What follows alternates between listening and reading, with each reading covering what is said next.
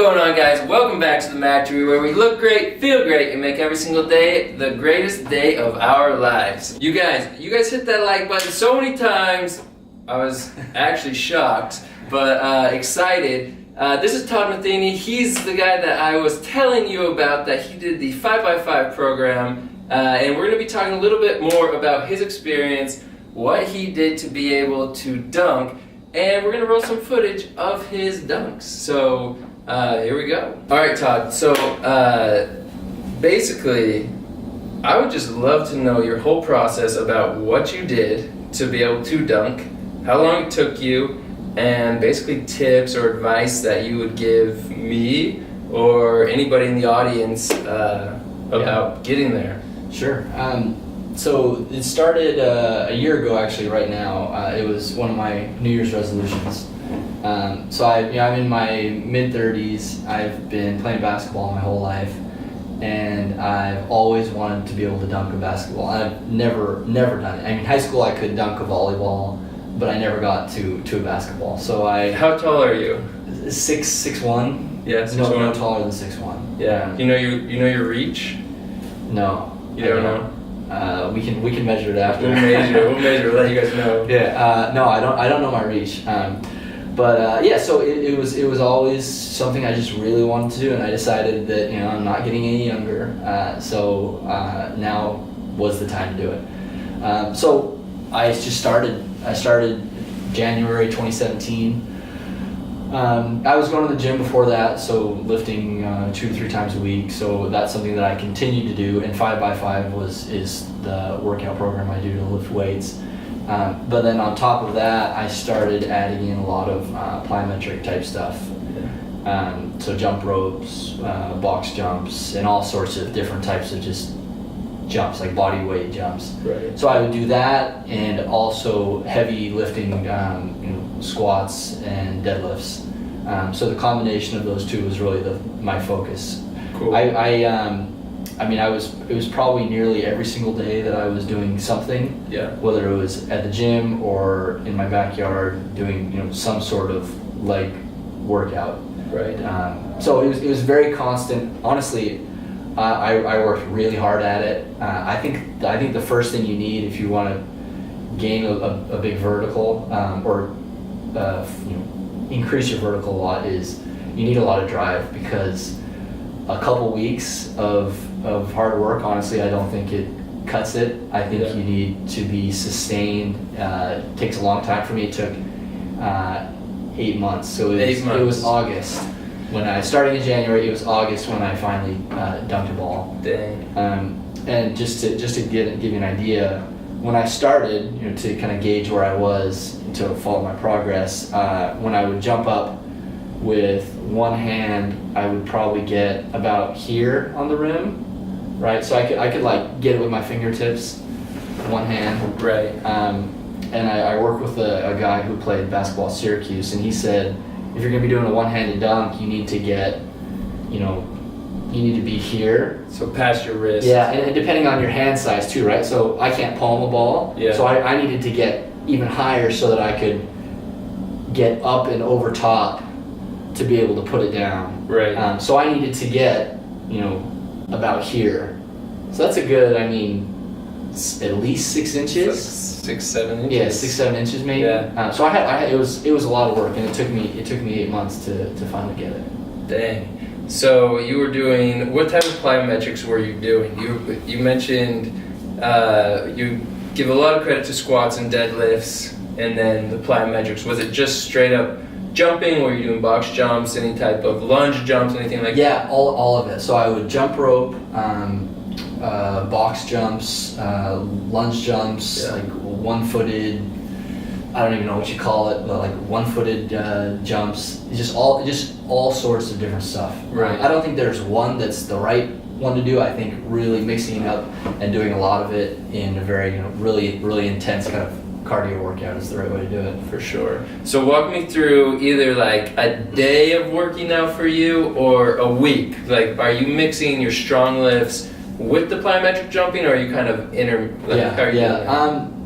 So for those 8 months, I was lifting, doing the 5x5 2 to 3 times a week, aiming for 3. Right. Sometimes it would be 2 just because of life. And then my days off, where I wasn't too sore to do much more than walk, Right. I would be in the backyard, doing jump rope and the plyometric stuff. Right. And I mean, there are a few different guys I found online that have different plyometric stuff. We can put some links up. Cool. Of different things that I did, but just all sorts of different stuff. So it wasn't a ton of time. If I was on my off days for lifting, I'd be in the backyard for like 20 minutes, Right. Just doing anything I could to work on plyometrics and jumping. Yeah, that's awesome. Man. So in total, maybe 4-5 times a week on a really good week. Yeah. Okay, so I've had a question, and I think it's something that I'm actually horrible at as I rewatch my own footage of me trying to touch the rim and whatnot.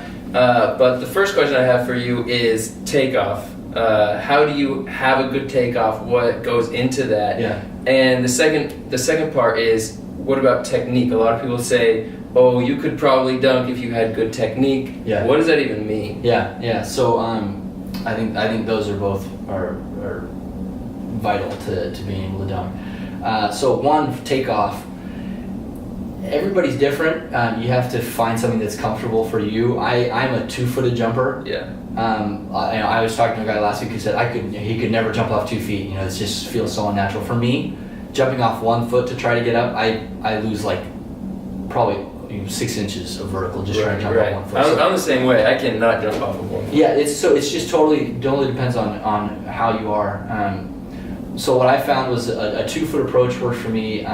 And as I've looked at videos of myself dunking, it's what I've observed is that kind of I try to pick up a lot of speed. Yeah. And then as I go up with off 2 feet, it's a pretty deep crouch to where my upper legs are probably 90 degrees or lower from my lower legs. Wow. So having the ball really low and then bringing it up with a lot of power. Try to be very explosive with the jump. And then I think how far away from the rim you're jumping is really important too. So and that gets into the technique. Just being really explosive in the takeoff. And then for me, because I can't palm the ball, you'll see in the video that Dallin posts is I have to go up with 2 hands, and then really late I drop one hand to kind of get that final reach to get up and over. Yeah, I just realized actually pretty recently I watched like Kyrie dunk and a couple of these smaller guys dunk, and it's so funny how they go up with 2 hands and at the last second they like turn it into a one-handed dunk. Right. But it's because they're getting more momentum with both hands going up, just like their typical jump. Yeah, and if you let go early, the ball's just gonna fly off. Right. That happens to me all the time. Right. So that, and then as far as technique, what I found was, very surprisingly helpful is just starting off with something small, like honestly a tennis ball. Right. Getting comfortable with a tennis ball. This is what I did. I got comfortable with a tennis ball and really just figuring out the form that works well for you. Yeah. Tennis ball, soccer ball, volleyball, small basketball. I did all of those. Yeah. And then finally the big basketball. And I remember the first day that I actually dunked in August of 2017. I was at the gym and I was practicing with a soccer ball. Right. And I was just like not getting it after a bunch of tries, and I finally got one with the soccer ball. And I found the technique that was working for me really well. I got a few more, and then I moved up to a regular sized basketball. Right. And then after a lot more tries, I got it with the basketball. So on the same day that I was really struggling to get it with the soccer ball, I also got it with the basketball. So it really shows you that the technique is a huge part of it. It's huge. Yeah. That's awesome. So I was telling these guys, but when you talked about your first dunk with an actual basketball, you weren't filming yourself. Yeah. And then you wanted to kick yourself for that, so you're like, I have to do it again. So what happened to that? I was at the gym, and I didn't think I was anywhere near being. I remember saying to my wife a few days earlier, like, this is taking a long time. I'm not feeling like I'm progressing. And so I didn't have like my phone or a camera or anything on me when I was at the gym that day. So I was just practicing, and I did it, you know. The soccer ball and the basketball, and honestly, like I hardly even realized it just happened. I just was so shocked. Yeah. So I ran up to the locker room, got my phone, came back down. You know, I propped it up really nice, and then you know, started filming myself. And I was, you know, trying a few more times, didn't get it, and then I got it again. Yeah. So I was super excited, ran over to the phone, and as I'm watching the video, the phone was like, I propped up on a chair, and right before, seriously, like, the worst luck ever, right before I'm about to dunk, the phone's sliding down, and it captures the ceiling. The ceiling while I get the dunk. No. And this is like, honestly, this day I'd probably done like 40 or 50, you know, attempts. So I was pretty exhausted. Tired. I was really tired. Yeah. But I had done it twice that day, so I had to do it. Again. So I put the phone back up a little bit more secure this time, and I got it. Cool. And can you share that footage with us? Yeah, I'll share it with you. All right, this is that picture right here.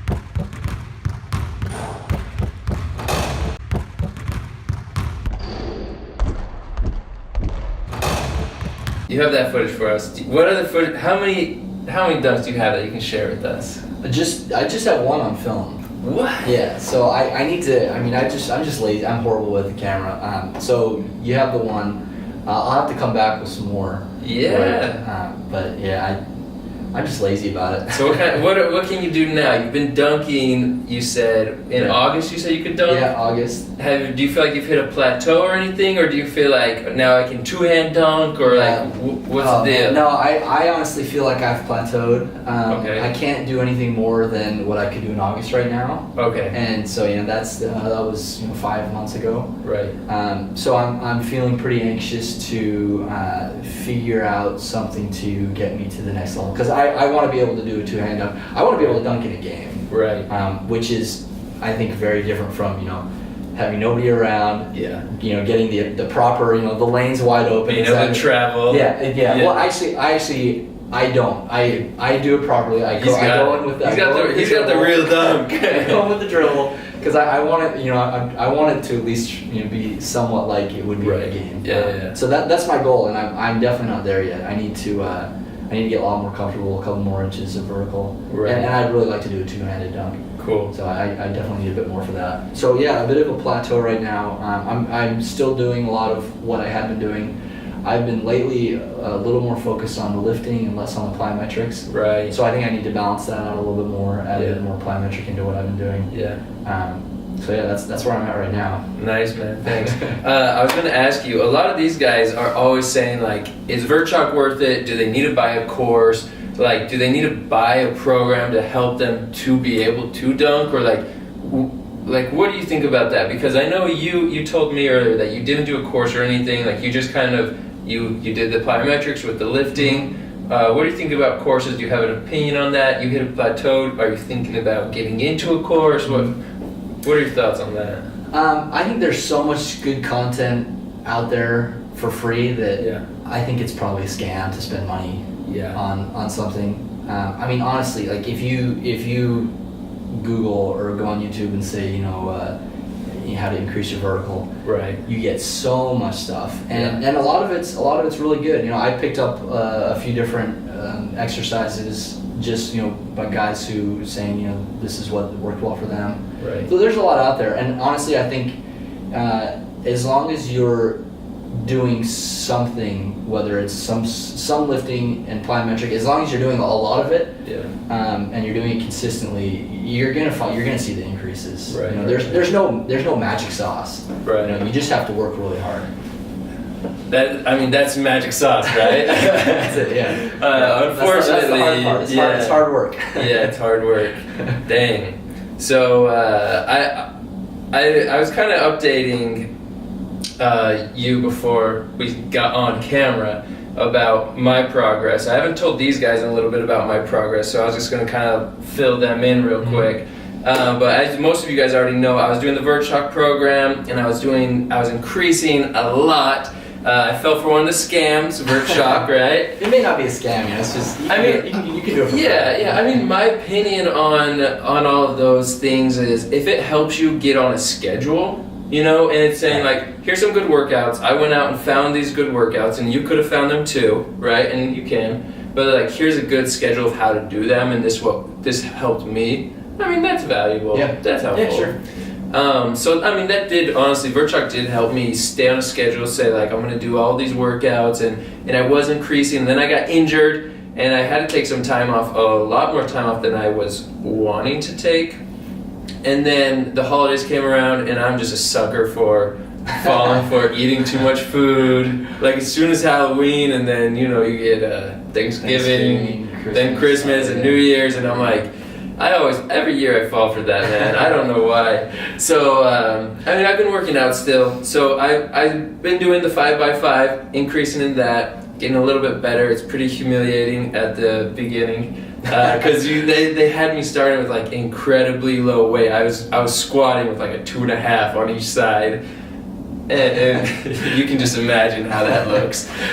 So it's pretty embarrassing, but I'm still motivated as ever. I'm still super psyched on being able to dunk. But I mean, you hit plateaus, Yep. you hit obstacles, you hit injuries. And that's just what happens. I mean, you hit a plateau after you dunked, which is nice. Like I mentioned, a few weeks before I dunked, I felt like I was in a plateau, and then I broke through it. So just keep working. So just gonna keep chipping away. What about mindset? I know you said like drive and hard work, and I know that all has to do with being like really motivated towards your goal, and that's what we talk about here a lot. Is being able to. It's not so. I don't think this YouTube channel is about dunking. It's more about setting a goal and working hard until you get it. Like that's the purpose, right? Yeah. So what's kind of your mindset as you're like, okay, like you're frustrated a little, you're talking to your wife, I think I'm in a plateau. Yeah. And how do you still keep going at it, still keep chipping away? What's your secret for that? Honestly, for me, it's been just just a craving to want to do it. Like I just have always wanted to dunk a ball. It was a huge passion for me that built up to the point where I had to just make it a concrete goal with a binary outcome. I'm either going to do it or I'm not, and I've done it. And I think after that is kind of where I've seen a bigger plateau, is because I did it. I hit the goal. So now it's like the fun part now. Because you can dunk, you can't dunk. But it's like I want more, right? And I want more consistency with dunks, and I want to be able to do it a game and do two-handed dunks. So I feel like you just really need the drive to be able to do it, every day or nearly every day. Cool. And then I have one last question. And then if you have anything else you want to add on, feel free to. But I know we talk about here on this channel sometimes diet, or not necessarily dieting, but more like lifestyle. Yeah. I mean, you're mid-30s, you're a dad, but no dad bod, right? No, but it's like you're fit, you're dunking. What do you do on that side, like in the kitchen? Yeah. What's your philosophy? I eat really healthy. Yeah. What does that mean? I don't eat sugar really. Very rarely do I eat anything with sugar in it. Like extra sugar? Yeah, like added sugar. I mean, I'll have a bunch of fruit. And vegetables, but I just really don't eat sugar. You don't like it? No, I love it. Yeah. I mean, I'm not the type though that like craves it. Yeah. So every once in a while, if it's someone's birthday, I'll have a small slice of cake, but I don't need that. I don't need that stuff. So I really avoid that. I just eat healthy. Yeah. And I actually I try to eat a lot. Yeah. A lot of healthy food. What I've realized is I've tried to kind of just get bigger and stronger is while I work out a lot, I eat kind of more like a normal person. Right. And it's stunted my ability to add muscle and weight. I realized a couple months ago that I need to be eating a lot more than I do. So that's something that I've done. So I have I do protein and then I just try to eat a ton of healthy food. Cool. And it takes time, but I see slow gains. Yeah, no, I'm the type where I just love It's addicting, guys. Like, I love sugar cereal, right? Like, Fruity Pebbles, man. I do bran cereal. Yeah, and that's fine. It works for me. Yeah, I'm like, because I can eat the healthy stuff, but it's like a big sacrifice. So I'm like the most fit I ever got, I did 3 months of like no sugar other than like fruits, right? Like no anything with added sugar, very little starches even, like no potatoes, just a little bit of bread. And man, it does make a big difference. Yeah, it makes a huge difference. That plus, a lot of working out. Yeah, I mean, totally. That's the way to do it. There's no, there's no magic. No magic. No magic. There's no secret diet. Right. It's just eat well, be disciplined, and work out hard. Yeah, that's the goal. So you guys, 2018, you know what to cut out. That's the thing that people are always like. People even ask me like, "Oh, what do you eat?" I'm like, well, you know what you shouldn't eat, right? Yeah. You're like, just don't eat that stuff you know you shouldn't eat, right? Yeah, that's right. So anyway, Todd, thank you so much for coming on, brother. Appreciate it. Happy to do it. Appreciate it. Anything else you want to share? No. I mean, I don't think so. I mean, just it's for me. This is a blast. It's a lot of fun. And if you're having fun, with a goal like this, you're gonna do it. You're gonna do it. Just keep working hard. Cool. All right, thank you, brother. Thanks, man. All right, you guys.